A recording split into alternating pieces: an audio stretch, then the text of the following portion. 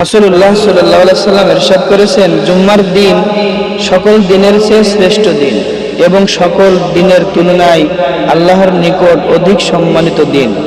কুরবানির এবং ঈদুল ফিতরের দিন অপেক্ষাও আল্লাহর নিকট বেশি সম্মানিত। এই দিনে 5টি গুরুত্বপূর্ণ বিষয় রয়েছে। এই দিনে আল্লাহ তাআলা আদম আলাইহিস সালামকে সৃষ্টি করেছেন, এই দিনেই তাকে জমিনে পাঠিয়েছেন এবং এই দিনেই তিনি তাকে মৃত্যু দান করেছেন।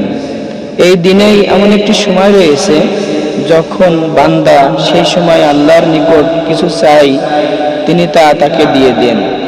যে পর্যন্ত না সে হারাম কিছু প্রার্থনা করে, এবং এই দিনেই কিয়ামত কায়েম হবে। এমন কোনো সম্মানিত ফেরেশতা নেই, আসমান জমিন নেই, বায়ু নেই, পাহাড় নেই এবং সমুদ্র নেই যে জুমার দিন সম্পর্কে ভীত নয়। মিশকাত শরীফ।